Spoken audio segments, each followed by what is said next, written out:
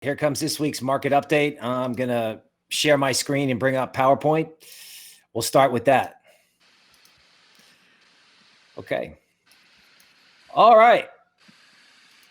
What is the play at 40K? Instead of Game of Thrones, it's Game of Alts 2021. How to do it. Most importantly, when to do things. All right. So let's kick it off with big boy Bitcoin. Not a lot going on here. And you're like, why is that? Well, there's resistance at 38K. Everyone knows that by now. There's a ton of support at 32K. And Bitcoin seems to sit at 36. Why? Well, there's a huge institutional player out there who is trying to buy Bitcoin call options. Now, why would they do that? Well, let's just say that they may be so big that if they came into the market and actually bought the amount of Bitcoin that they want, it would go to 100K. So they're using the derivatives market instead. So Bitcoin just sort of sits around and waits for these orders to get filled. Meanwhile, the action is elsewhere. Okay, speaking of elsewhere, let's talk Ethereum. Hey, folks, we got any longtime viewers of the show who listened to both me and our show host, Ian, go, God, Ethereum is at 200. It's got to go up. God, Ethereum's stuck at 300. It's got to go up, 400, 500. Okay. Well, guess what, folks? If somebody said to me, I just got to crypto, what do I do? Or, oh my God, I'm too late. I tell them a couple things. First of all, you're not too late. You're not too early. You're right on time. So we're going to help you. Now, if you just were like, oh my God, Joe Biden just hit the button to the moon. Bitcoin is stagnant for the moment. What's the play? The play would be to just simply ape into ETH, right? In other words, if you're like, I got to be long now, give me a coin, it would be Ethereum. Because if Ethereum is above like 1250 and holding there, then the next thing I can come up with in the top right is a Gann line at 2400, right? And is that really a stretch? I mean, ETH is both a tech stock and a currency for any new people out there. So why is ETH underperforming Bitcoin on the way up? It makes no sense. What does make sense is that ETH's got to catch up. So if you got to be long, it's Ethereum. Now, speaking of you got to be long, we've been helping both our premium and our regular customers in our, sort of introductory plans with a little bit of asset allocation. And what we did here is we wanted to help answer the what do I do now question, okay, in a straightforward way as people figure out how to learn our AI. Okay, which, by the way, has got some interesting altcoin ideas that I just looked at. Now, this particular chart or group of altcoins came from signals from our quant grade. All right, the quant grade looked good, and I noticed that I was able to build portfolio only on Coinbase Pro. So this is geared towards new people, whether you're an expert or whether you just got here. You can play in alts via Coinbase, particularly if you're in the US. All right. So let's go through this group. I decided to put 33% or 35% in REN because I wanted to do, the hottest, strongest coin I could get, particularly the one I thought had like 1 or 2x upside. Okay. REN, very simply, is like a tollway between blockchains, right? So, every time you move from Bitcoin to Ethereum for DeFi, you got to pay a toll. And REN helps capture that. And then most excitingly of all, REN is going to be like an airport shuttle between Polkadot and Ethereum. So people are just starting to discover this. So we thought this was a hidden gem, and I decided to sort of push out the allocation, do 1/3 REN, so I could get bang for my buck, because it's not investment advice. But the game we're trying to play here is we're trying to beat Bitcoin. okay, as the market goes up. Now, we have a couple other plays that have been fortunate for us. Aave in green, okay, was 16% of the portfolio, and Aave came through and went to 200. Okay, in orange in the top right, we have Graph, okay, and Tezos in yellow. Remember Tezos, dark horse to be the test net for the digital euro. All right, and there's other coins in here that are up 20% recently. Filecoin is up today. Yearn was up a while back. So the picture I'm trying to create is that altcoins are moving in kind of a cycle. Like, first ETH moved, then DOT moved, then it filtered into Chainlink, okay, and then the Graph, all right, and then today was REN, and they're like, anywhere from 20% to 1x. Now you're like, okay, Bill, my screen's working. Why are you telling me this? Well, because I want you to take the money. I want you to pay yourself when you're right. Yes, you're going to have stuff that you're going to hodl, of course, right? And I'm not going to suggest in the middle of an alt season that's already started to stop the party, right? It's like, imagine a party in a college dorm or a fraternity and a sorority, and as the party's revving up at midnight, some guy comes in and says, let's study some calculus. It's going to be wildly unpopular. So I'm giving the alts that we gave our customers. Some of these alts, particularly REN, still have upside. All right. But what I want to talk about is something that we take seriously at Token Metrics, which is protecting you from declines and protecting you from yourself so you don't not take profits when you've got them. All right. So let's begin a conversation about risks. Note, I'm not canceling the party. I'm just talking about risks because a lot of these risks are hidden, particularly for the crypto crowd. Okay, so up here, we have some seriously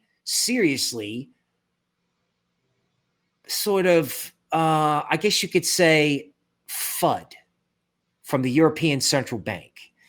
They're basically saying, we don't like Bitcoin. And the reality is central bankers don't like Bitcoin because crypto is making them look bad. It's making them look really bad. And in the case of the Europeans, it's emboldening countries that may already be in the EU and have the euro to have their own sovereign digital coin. So a country where everyone walks around with euros because they're in the EU may have a sovereign digital coin, like, for example, a sovereign French franc, okay, or a sovereign Swiss franc. Now, the Swiss aren't in the euro, they aren't in the EU, but they did file a patent this week for the digital franc. So, yes, the bus is leaving. It's all happening in crypto, but central banks are powerful and they're not happy. Now, speaking of not happy, we have a new U.S. administration, and these individuals, okay, have been trying to express their view and push their policies through for a long time, okay? They want to help Americans by building government programs that create jobs and by giving them free healthcare. And they want to do this in a very simple way. They want to print money massively, right? Now, you're like, oh my God, I got the crypto and they're going to print money massively. Yes, that could be good, but it could also be bad. Because if they print so much money that the Federal Reserve literally has to buy all the bonds, right, that have to be issued, the IOUs that have to be issued to pay for all this, how does the Fed pump money into the financial system to help stocks and crypto? In other words, if these guys spend all the money in the world, literally, to help people, but if they spend all the money in the world, literally, what's left for stocks and crypto? Yikes, right? Okay, let's talk about wealth inequality in the United States and why you should care. On the right, it shows a little histogram which indicates that if you're in the top 1% of richest people in America, your wallet is about to get light because they want to spend all the money in the world and they want to take money from super rich people, frankly, for sport. Okay? The money that they take from the rich people is a small portion of what they're going to spend. But like I said, these people are serious about their agenda. Now, the top 1%, what do they own as assets? Well, they own stocks and real estate. Okay? Now, let's talk about stocks, because anybody who's been around in crypto knows that if there's a big mess in stocks, that it can affect crypto.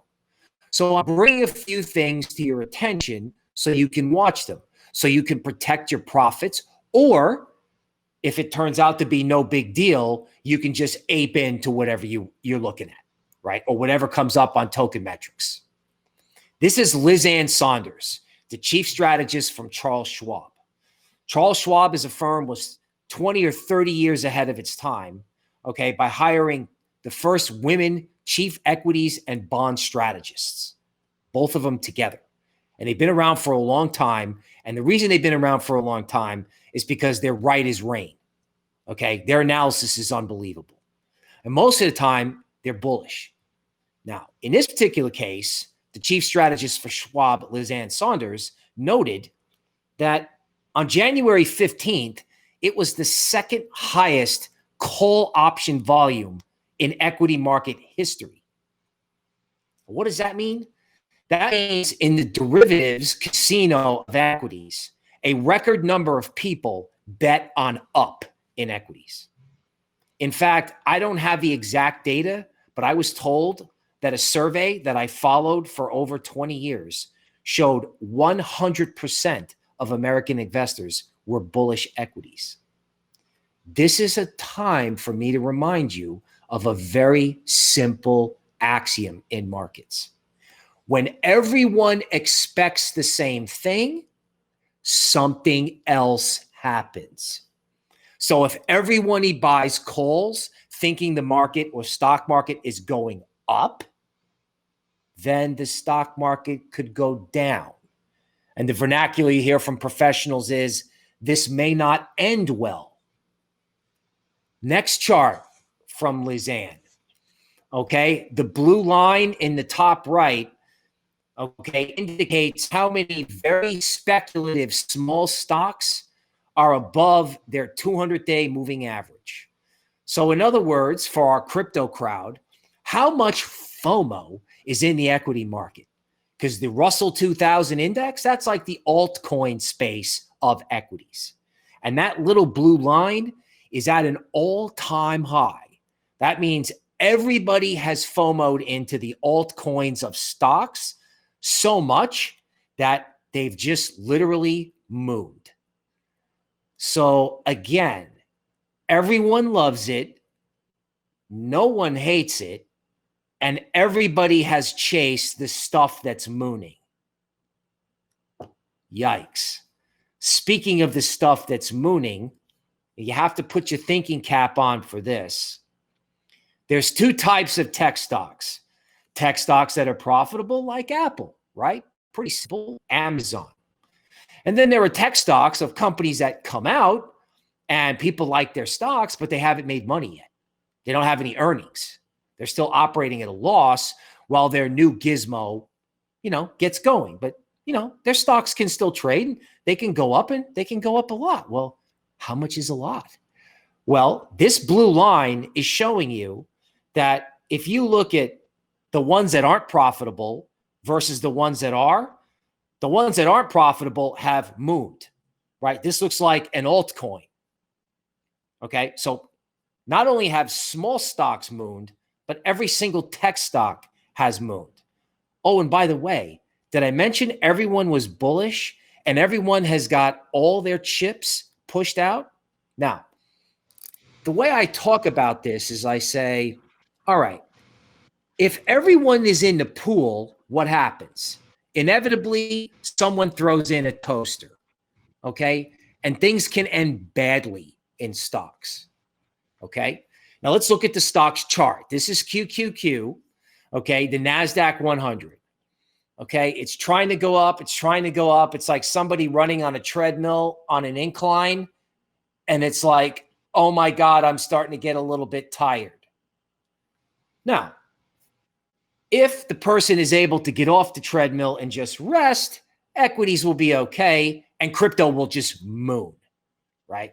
If equities just sit still while the runner, the equity market, just gets a little Gatorade and chills out, it's okay. However, if there's a political speech, a budget statement, okay, talk about things like people charging the capital, insurrection, taxes, okay, from now until February, the end of February, we'll have a State of the Union address at the end of February, and then an inauguration speech and subsequent speeches in January. So there's like 30-day period where people could wake up in stocks and go, uh-oh, the government isn't running the country anymore for the benefit of the stock market. This administration is going to print trillions to try to help the little guy, but they want to punish the rich people.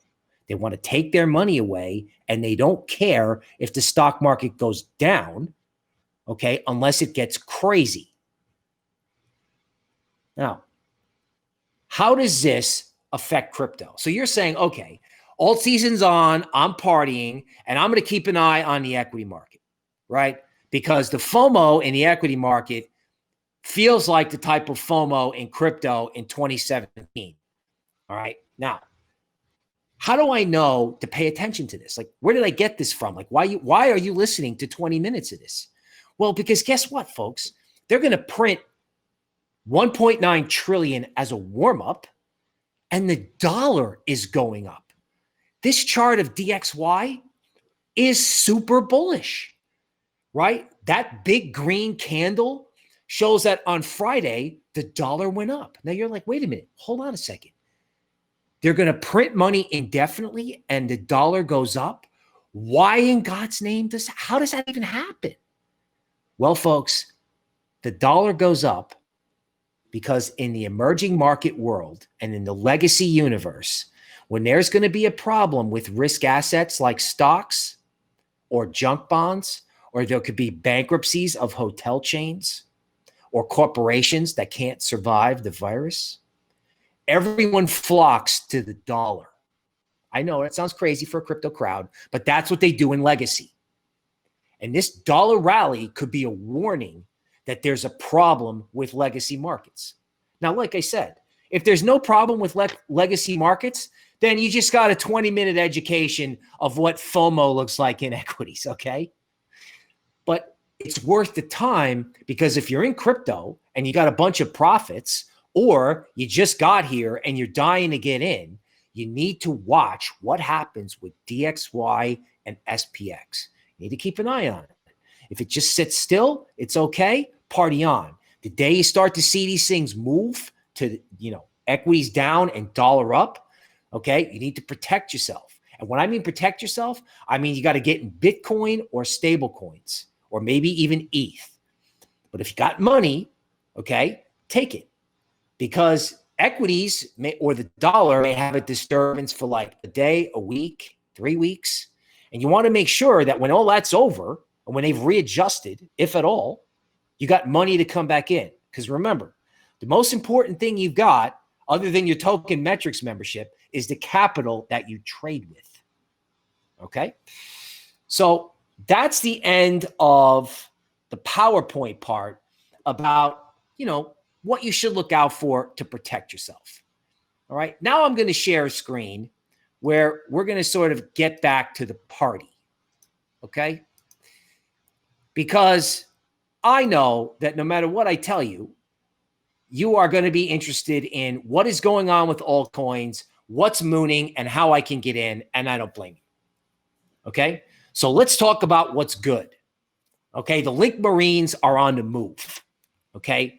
Chainlink has broken out of a triangle, and these poor Link Marines had to put up watching this thing do nothing forever. So Chainlink is headed for a target at 24. Now, that said, if Chainlink, okay, if Chainlink stops at 24, trading types can take the money. Link Marines who want to dream the biggest dream, 33 is possible. Okay. So on, Sunday, mid-January, Chainlink could go to 24. And if it moons, it could go to 33. Okay. Now I'm going to switch over to DOT. So let's talk about this. DOT had resistance at 14. We talked about 14 as a possible target. Okay. 25 is a possible upside objective, right? So if this rally continues and ETH really moves, okay,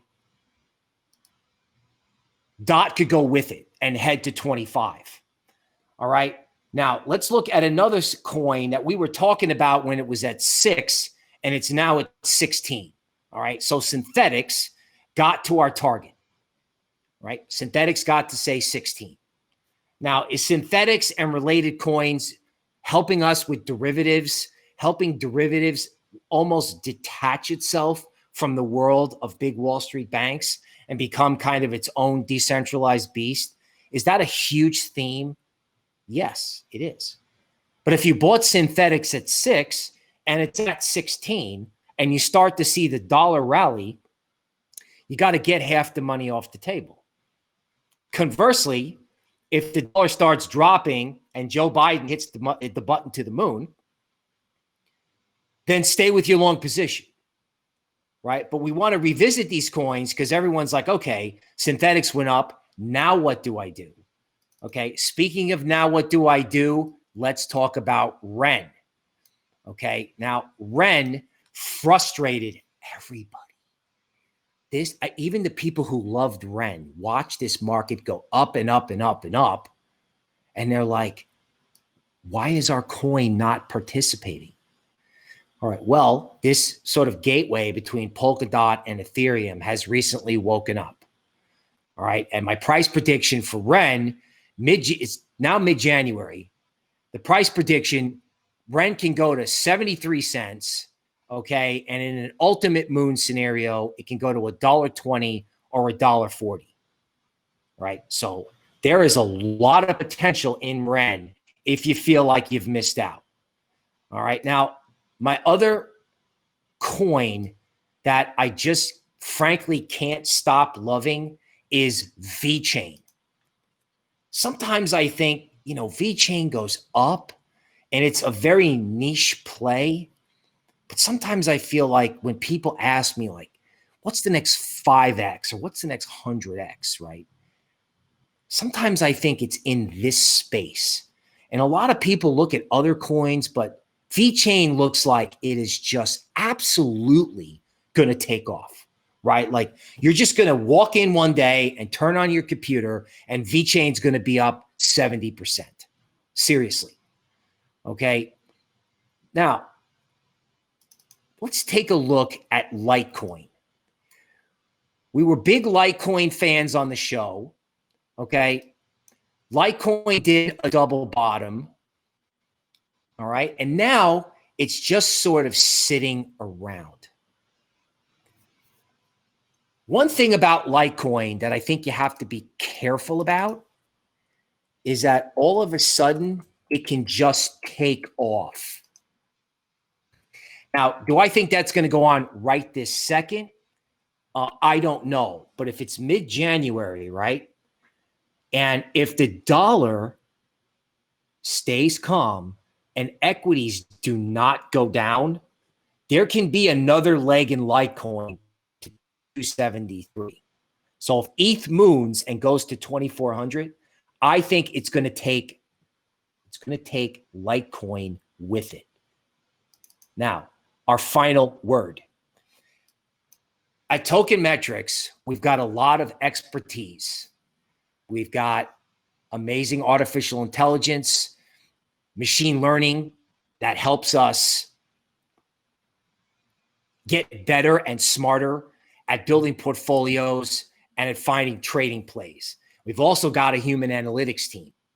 One of the sort of, I guess you would call fundamental or quantitative analysts, who's got a lot of blockchain experience, found this coin, perp, versus wrapped ETH on Uniswap. And this particular coin, right, is going to help create this new derivatives universe. Now, he didn't say this, but I thought to myself, because I used to work at a big Wall Street bank, I was like, oh my God, the world of derivatives and custom derivatives, which used to have to be done at a Wall Street bank at huge expense to the customer or the institution, is going to get done on blockchains. That's why synthetics did 3x, and that's why perp is mooning. Now, our analyst basically came out and told our customer base about this 4 or 5 days ago. So this is another reason to be a Token Metrics customer. But again, this theme of we don't need banks, like for anything, like we don't need it for retail. We don't need it for spending. We don't need it for checking. And the world may not need banks for derivatives either.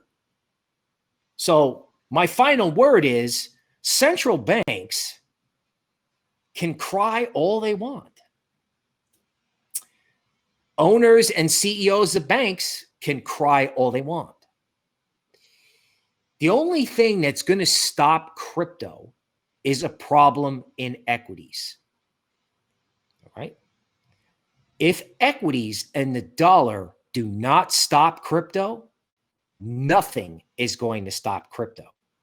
All right? Now, I know that that's going to sound really good on TikTok. Here's Bill going, nothing is going to stop crypto. People, if you've got profits and you've been around for a while, whether that's 1 day, 1 week, or 5 years, you know that in an alt season, you take some profits on the way up. Okay? So bulls make money, bears make money, pigs get slaughtered. So don't be greedy, watch the dollar, watch equities, and carry on. And that's the market update from Bill Noble at Token Metrics. Token Metrics is a cryptocurrency investment platform that helps users leverage machine learning to become better crypto investors. Our in-depth analysis helps eliminate the emotions of investing, find profitable investment opportunities, and filters out scams. Learn more at tokenmetrics.com. Disclaimer.